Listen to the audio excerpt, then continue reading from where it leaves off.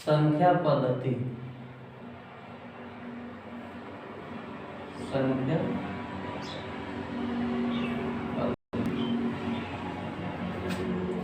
ठीक। अब संख्या पद्धति में बस सिंपल सा अंग्रेजी है, देखा आई पद्धति। पद्धति का मतलब विधि, विधि या कह सकते हैं ढंग या तरीका, ठीक। संख्या का, संख्या किसी वस्तु को कितना प्रदर्शित करते हैं, एक परिभाषा, वस्तुएं कितनी हैं,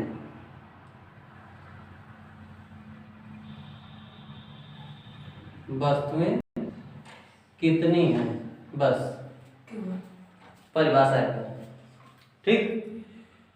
अब संख्या पद्धति में क्या देखिएगा, विधि ढंग तरीका। पद्धति का मतलब हो गया कि विधि ढंग तरीका ना, विधि ढंग तरीका।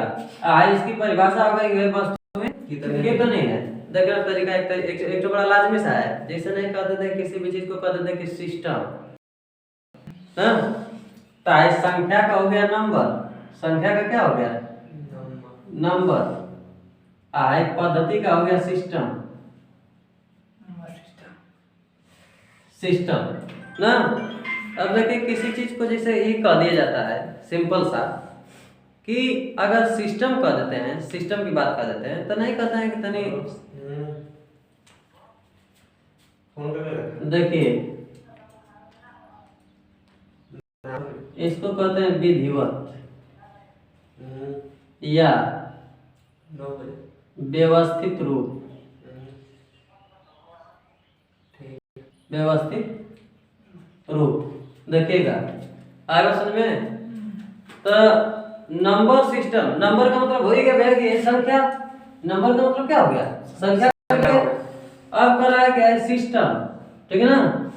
तो सिस्टम का मतलब हो गया विधिवत या चाहे कह सकते हैं व्यवस्थित। जैसे नहीं कहते हैं कि सिस्टम से रहा तो सिस्टम से रहा होता ना, तो सिस्टम का मतलब होता है कि भाई एक शेड्यूल फॉलो करो, समझ लो, एक नियम फॉलो करो। अब जैसे देखिए क्या है संख्या पद्धति, जैसे पहले से शुरू में पढ़ाया जाता है छोटे बच्चों को भैया कि जान लो कि नहीं कि 1 से 8 लेके गिनते कि 1 इकाई 2 इकाई करके चाहे 1 2 3 4 करके। जैसे अब मान के चलिए ये संख्या लिख दिया कि 431 दशमलव 23, ठीक। तो मान के चलिए भाई अगर भारतीय पद्धति में, हिंदी अरबी पद्धति में कहेंगे, ठीक ना, हिंदी अरबी पद्धति में कहेंगे तो कहेंगे कि 400, देखिए 431.23 हिंदी अरबी पद्धति हो गई। तो साहब पढ़ा लिखा भाषा में कहेंगे तो कहेंगे कि 431.23 हो गया। लिखने की बात की जाए, लिखने की बात की जाए तो यहाँ पे तो ऐसे लिख दिया जाएगा, ठीक, सब लिख दिए। अब थोड़ा सा अगर कह देगा कि जैसे अगर मान के चलिए एक संख्या है, पूर्ण संख्या, एक पूर्ण संख्या, एक दशमलव संख्या, जैसे इसको भी अगर 3 में मान लो 2 3 4 कर दिया जाए, इधर भी 3 संख्या इधर भी 3 संख्या। अगर इसको लिखने की बात की जाए, ठीक ना, तो लिखने का क्रम थोड़ा सा उल्टा हो जाता है, लिखने का क्रम उल्टा हो जाता है। समझ रहे बात को। जैसे देखिए हाथ क्या है दाहिना, तो दायां से हमेशा किधर बायां की ओर, दायां से हमेशा किधर बायां की ओर जाएंगे। समझ रहे बात को, दायां से बायां की ओर।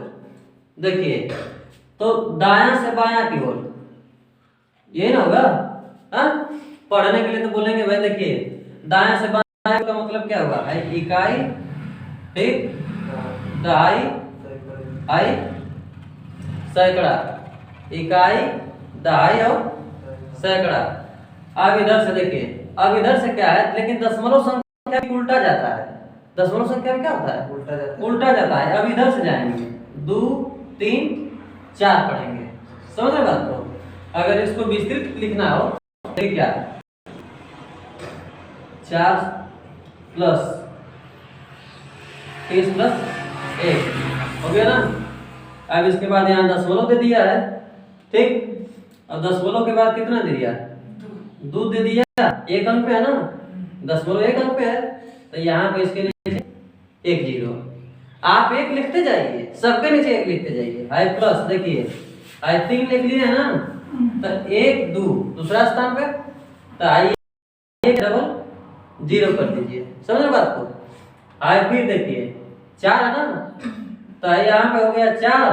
अब देखिएगा 1 2 3, एक ठो एक लिख करके 3 ठो जीरो लिख दीजिए। समझ बात को? ये हो जाता है भाई आपको लिखने का तरीका। तो देखिए जब पूर्ण संख्या थी तो आप सीधे ऐसे जा रहे थे, लेकिन जब दशमलव हुआ तो ठीक उल्टा जाने लगे ना, उल्टा जाने लगे। ये है संख्या पद्धति का तरीका। समझ बात को? यानी कि यहाँ पे किससे जाएगा, दाया से बाया ओर, ठीक ना, बाई ओर। लेकिन यहाँ पे जब दशमलव की बात आ गई तो इधर कहाँ जाने लगे आप, बाएं से दाई ओर, बाएं से दाई ओर। ठीक। अब इसके बाद देखिए संख्या पद्धति में एक चीजें होती हैं। संख्या पद्धति में आते हैं अंक, संख्या पद्धति में अंक आते हैं, ठीक ना। संख्या पद्धति में क्या है, अंक आएंगे। अब कोई भाई पूछ ले कि अंक क्या है, ठीक ना, अंक क्या है, तो अंक जब भी कहेंगे तो अंक एक गणितीय संकेत है, गणितीय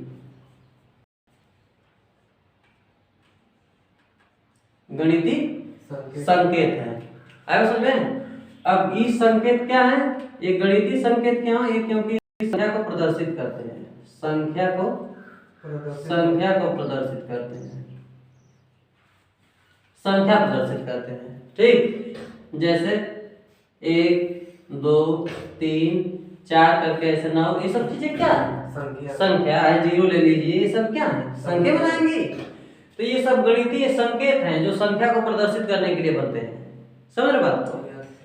अब इसके बाद एक चीज और, अगर कोई कह दिया जाए कि संख्या तो हो गई भाई, संख्या तो अंक जान गए कि अंक क्या होता है, गणितीय संकेत होता है। इसको जान गए कि पद्धति का मतलब ये होता है कि लिखने का जो सिस्टम है कि किधर से लिखना चाहिए, कैसे लिखना चाहिए, इकाई दहाई किधर जाएगा, उसका इकाई दहाई किधर जाएगा। समझ रहे बात को? पद्धति का मतलब है। एक चीज और कहता है भाई कि संख्यांक किसे कहते हैं, संख्यांक हो गया ना। ठीक, तो देखिए एकदम लाजमी सा है, बहुत एकदम अलग कर दीजिए, तुरंत समझ में आ जाए। देखिए कह रहा है कि है संख्या, ठीक ना, क्या कह रहा है, संख्या धन अंक, तभी ना मिला संख्या। ठीक, तो अंक को पढ़ चुके हैं कि अंक का मतलब गणितीय संकेत हो गया। और संख्या कब बनेगा, जब एक साथ जुटेंगे तब। संख्या कब बनेगी, जब ये संकेत एक साथ जुटेंगे तब। तो यानी क्या कह सकते हैं इसको, अंकों के समूह से बनी संख्या को क्या कहेंगे, संख्या। आया समझ में? हाँ, अच्छा कह दिया जाए कि संख्या को प्रदर्शित करने के लिए, संख्या बताने के लिए, संख्या बताने के लिए अंकों का समूह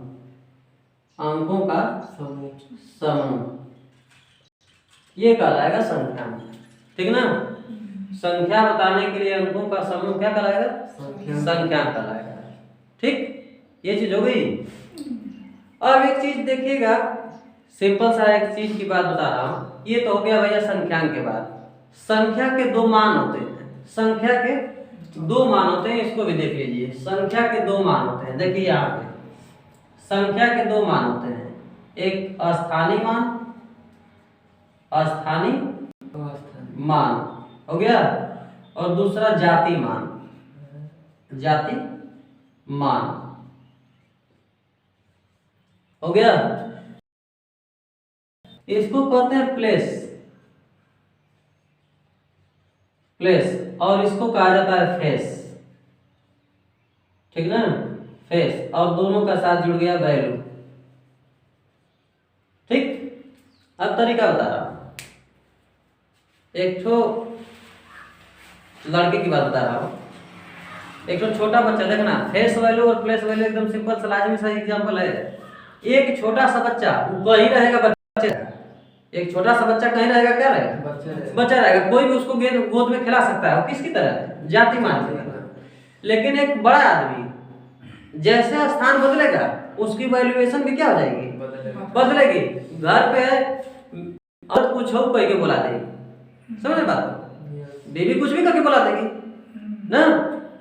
लेकिन अगर रिश्तेदारी में चला जाए, एक सम्मान की भावना, अभी किसी का जीजा लगे वैल्यूएशन कुछ अलग, ठीक है ना, समझ रहे बात को, किसी का भाई लगने लगे उसका वैल्यूएशन अलग।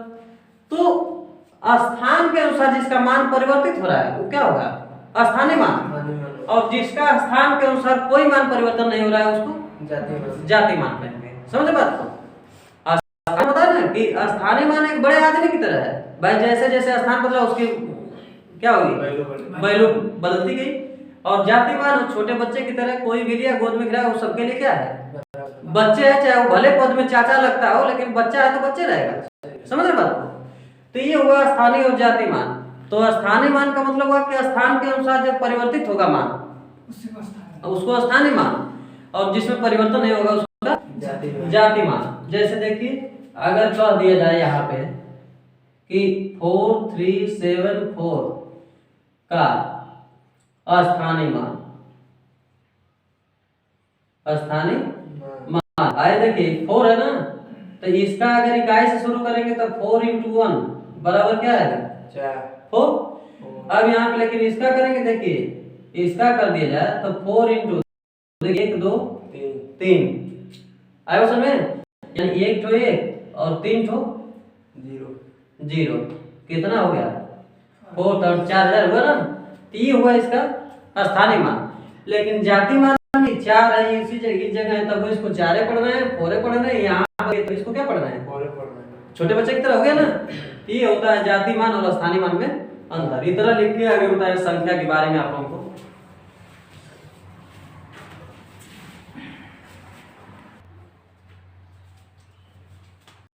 देखिए अब करा कि संख्या के प्रकार, संख्याएं कितने प्रकार की होती हैं। संख्या के प्रकार 1 2 3 4 5 6 7 8 हो गया, 1 मिनट,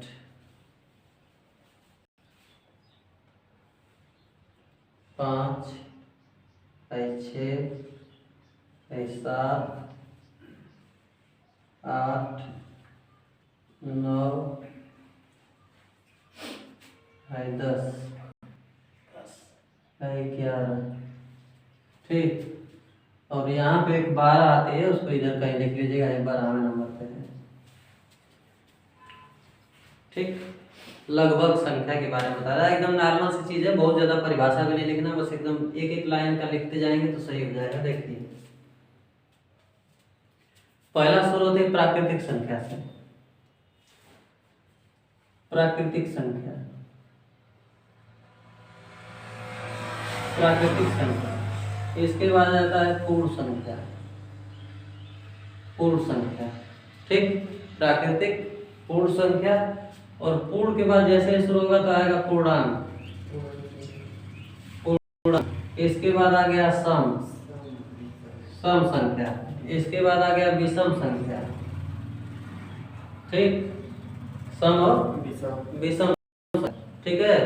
अब इसके बाद आ जाइए इसमें भाज्य संख्या, भाज्य संख्या। इसके बाद अभाज्य संख्या,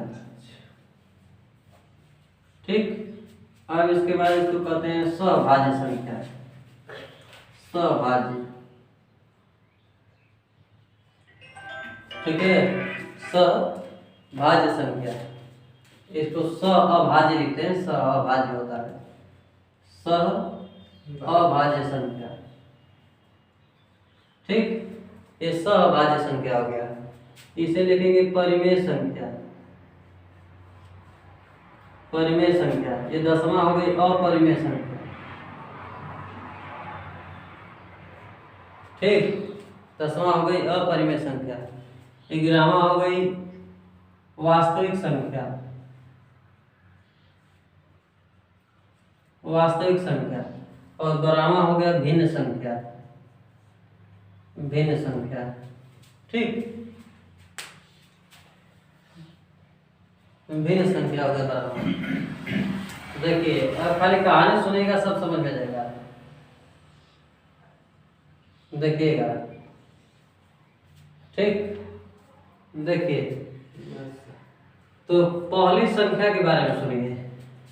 पहली संख्या प्राकृतिक संख्या, देखिए पहले सुन लीजिए एक एक बार, एक इसके बाद देखते जाइएगा, ठीक ना। प्राकृतिक संख्या के बारे में, ठीक ना, जो गणना के काम आती है उन्हें संख्या कहते हैं, जो गिनने में प्रयुक्त होती है। अच्छा गणना कुछ भी लिख देते, जो गणना में काम प्रयुक्त होती है।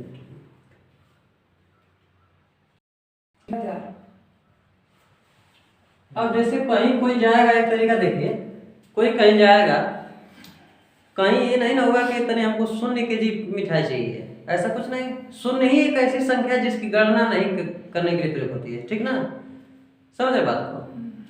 लेकिन वो संख्या एक ऐसी संख्या भी है जिसके द्वारा वो आगे संख्याओं की पुनरावृत्ति में काम भी आती है। जैसे 9, 9 के बाद अगर एक के साथ शून्य लगेगा तो 10 होगा नहीं, तो पुनरावृत्ति करके संख्या को इंक्रीज करने में काम, लेकिन प्राकृतिक संख्या के अंतर्गत ये नहीं आती, समझे बात को। तो प्राकृतिक संख्या जो गणना में प्रयुक्त होते हैं उन्हें को प्राकृतिक संख्या कहते हैं, समझ रहे बात को। और कोई पूछे क्या होते हैं, तो सभी प्राकृतिक संख्याएं, सभी प्राकृतिक संख्या, यही पूछता है, प्राकृतिक संख्या धनात्मक होती है। पूछेगा प्राकृतिक संख्याएं क्या होती हैं, धनात्मक या ऋणात्मक। तो सभी प्राकृतिक संख्याएं क्या होंगी, धनात्मक होंगी। सभी प्राकृतिक संख्या धनात्मक होंगी। और प्राकृतिक संख्याओं को हमेशा कैपिटल एन से दर्शाया जाता है। कैपिटल एन से इनकी संख्या होती है 1 से 9 तक, 1 से 9 तक। आया समझ में। अब दूसरी संख्या देखिए, दूसरा करा पूर्ण संख्या, दूसरा पूर्ण संख्या देखा है, ये एकदम नॉर्मल सा करा है कि पूर्ण संख्या में क्या होता है, जब करा है कि प्राकृतिक संख्या, कैसी संख्या, प्राकृतिक संख्या, प्राकृतिक संख्या, ठीक, धन करा है कि प्राकृतिक संख्या के साथ क्या मिला दिया जाए, शून्य मिला दिया जाए। क्या मिला दिया जाए, शून्य मिला जाए। जैसे कहने के लिए 9 तक गई संख्या, ठीक, 9 के बाद 10 नहीं होगा तो पूर्ण नहीं हुई। तो कह रहा है कि जब इन संख्याओं के साथ किसको जोड़ा जाए, जीरो को, तो कैसी संख्या कहलाएगी, पूर्ण संख्या कहलाएगी। यानी कि यहाँ से तब हो जाएगा 0 से लेके 0, 1, 2 ऐसे करके कहाँ तक, 9 तक। इसको W से दर्शाते हैं, समझ में बात आ गई। इसको कह रहा है कि जब प्राकृतिक संख्याओं के साथ क्या जोड़ दिया जाए, शून्य हो गया, वही क्या कहलाएगी, पूर्ण संख्या। अगर पूछ दे कि सबसे पहली तथा सबसे छोटी पूर्ण संख्या कौन है, तो शून्य को लिख लीजिएगा कि सबसे पहली, सबसे छोटी, सबसे पहली भी है, ठीक ना, और सबसे छोटी भी है, सबसे छोटी भी है।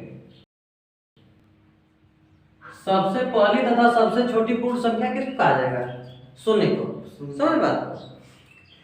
अब इसके बाद आ गया पूर्णांक। अब इसके बाद क्या आ गया, पूर्णांक। देखिए क्या है, जब पूर्णांक का मतलब क्या होता है, देखिए ध्यान से, हाई करा कि पूर्ण है, लेकिन उस पर क्या हो जाता है, जब चिन्ह आ जाते हैं, क्या जाते हैं, चिन्ह आ जाते हैं। देखिए ध्यान से, तो क्या लिखेंगे आप, प्राकृतिक संख्या,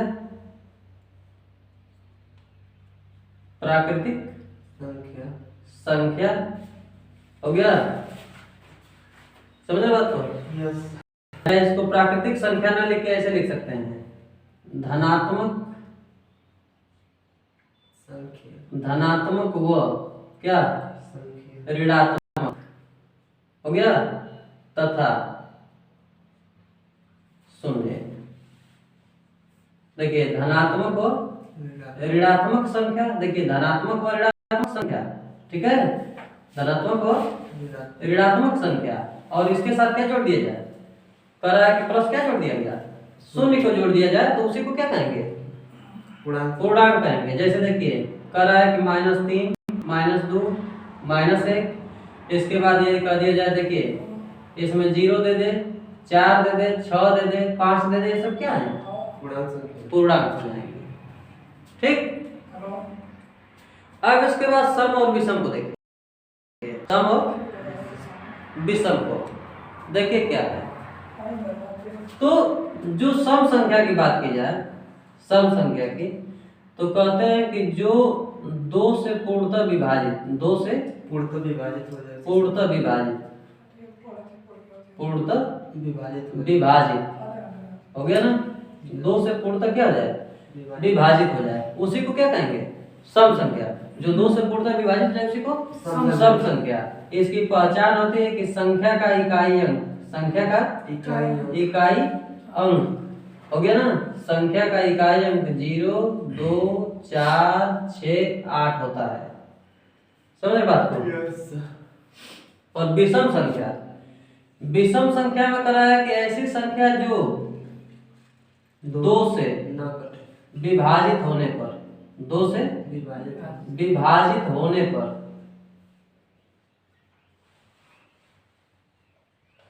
एक शेष बचे, एक शेष बचे, वही कहलाएगी क्या? विषम संख्या। वही क्या कहलाएगी? विषम संख्या कहलाएगी। जैसे 17, 15, 23, ठीक ना, 27, ये सब चीजें क्या है? विषम संख्या है। ठीक। ये सब जैसे पूर्णांक हो गया, सम संख्या, विषम संख्या। अब देखिएगा भाज्य संख्या हो गया ना। तो भाज्य संख्या में क्या होता है? देखिएगा भाज्य संख्या में क्या लिखते हैं? भाज्य संख्या का मतलब ये होता है, देखिए भाज्य संख्या का मतलब है कि ऐसी संख्या जो जिसके कई गुणज हो, जिसके कई गुणज हो, कई गुणज, ठीक है ना। जैसे देखिए बोर्ड पे, जैसे आए मान के चलिए हमने 21 लिख दिया, 17 लिख दिया, इसका केवल 1 और 17 ही गुणज हो सकता है, यानी कि 1 गुणे 17 लिख सकते हैं, ठीक ना, या 17 गुणे 1 लिख सकते हैं, एक ही गुणज हुआ ना। लेकिन अगर 21 लिख दूं, चाहे 24 लिख दूं, 24 तो लिखते हैं 6 गुणे 4 लिख सकते हैं ना। अब इसको ऐसे 3 और गुणे 2 गुणे 2, कितने गुणज हुए? अधिक हुए कि नहीं हुए ना। ये भाज्य संख्या कहलाएगी। जैसे देखिए अब वो लग रहा होगा कि सम है, विषम में देख लीजिए, जैसे कर दिया जाए 27, ठीक ना, तो 9 गुणे 3, 2 गुणज। अब इसको देखिए 3 गुणे 3 गुणे 3 गुणज हुए ना, 27 है ना। तो कह रहा है कि जिसके कई गुणज हो वही क्या कहलाएगी? भाज्य संख्या। जिसके कई गुणज हो क्या कहलाएगी? भाज्य संख्या। एक चीज और देखिएगा, जो एक व स्वयं के अलावा, स्वयं के अलावा हो गया, कई अन्य से विभाजित हो, कई अन्य से विभाजित हो, कई अन्य से विभाजित हो, वही क्या कहलाएगा? भाज्य संख्या कहलाएगा। अरे भाज्य और अभाज्य की बात आएगी ना, तो एक गाँव की बात बताता हूँ, रिश्तेदारी में जैसे एक औरतें होती है ना, वो सबसे मजाक करती हैं सर, सही बात है। वो देवर से मजाक करेंगे, वो कैसी संख्या के अंतर्गत आएंगे? भाज्य संख्या। क्यों? हंसी मजाक करता है सबसे बिजी बाड़ी, भाज्य संख्या, ठीक ना। एक महिलाएं हैं जो वो खाली बस अपने के चिन्ह के कि नहीं हमारे घर के देवर हंसी मजाक कर रहा था, ठीक है, दूसरे से बुरा मान जाइए, ये कैसी संख्या कहलाएगी? अभाज्य संख्या। समझ में बात आ गई कि जीवन सबसे चिकारी कर चला, सबसे हंसी मजाक करे, वो क्या है? भाज्य। जीवन केहू से मजाक न कर, खाली वो अपन चिन्हत हो गए, कि तो अपने आदमी से, कि तो अपने देवर से, वो कैसी संख्या है? सिंपल सा गणित, एकदम सिंपल सी है, घर के देखा बस। देखो तो कह रहा है कि ये चीजें, जैसे देखिए क्या है, हमने लिख दिया 15, ठीक, कि 1 से भी कटेगा, 3 से भी कटेगा, 5 से भी कटेगा, और 15 से भी कटेगा ना। जैसे लिख दिया जाए 24, 24 को देखिए 2 से, 4 से, 6 से, 8 से, 12 से, 24 से होगा ना। तो ये बताए ना कि भाज्य संख्या, बताए ना कि गांव की महिला कह रहा है जो सबसे हंसी मजाक चलती है, समझ बात को। अविभाज्य संख्या का कंडीशन ये है कि भाई हम केवल अपने से मजाक करें। हाँ अपने वाले से मजाक करेंगे। तो देखिए क्या है करा जो केवल देखिए क्या है जो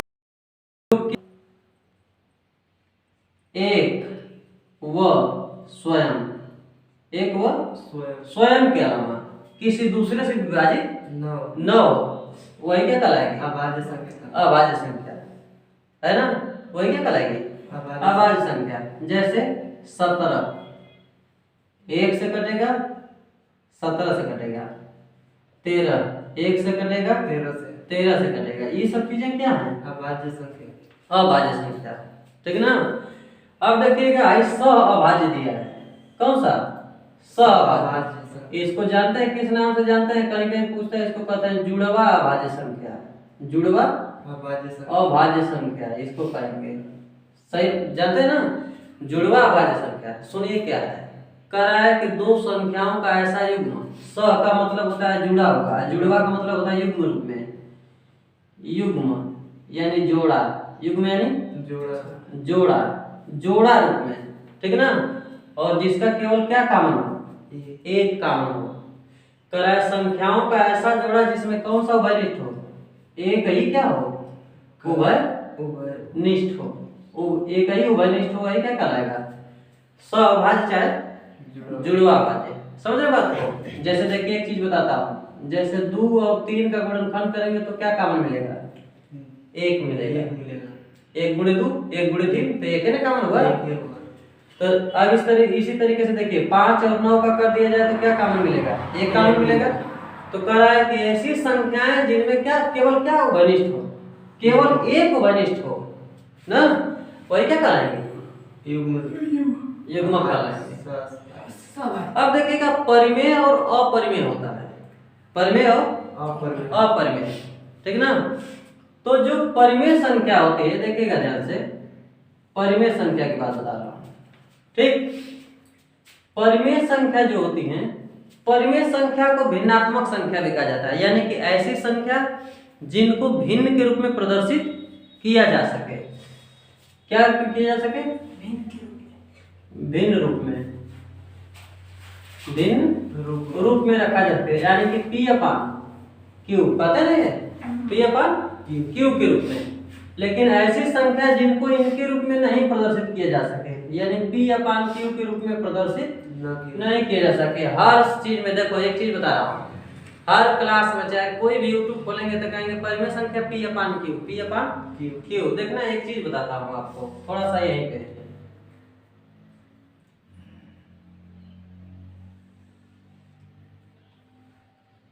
भिन्न के बारे में कि P अपान Q का मतलब जो होता है जो लोग कहते हैं P अपान Q ठीक ना।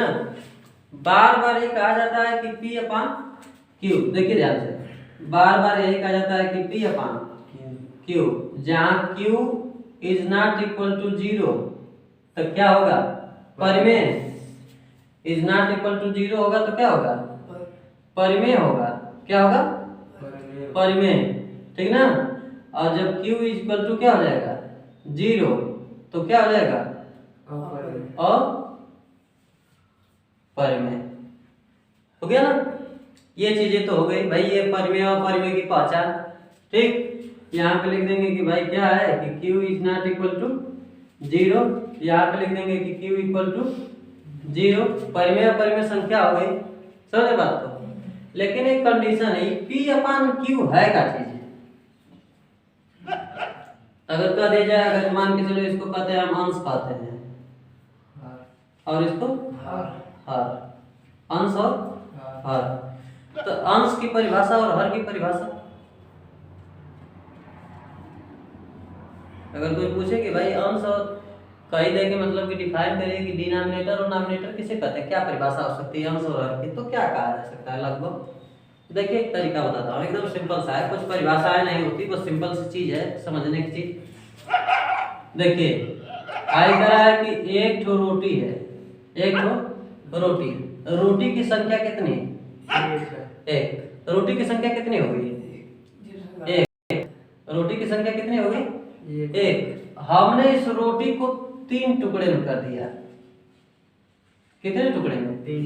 3 टुकड़े में। कितने टुकड़े में किया?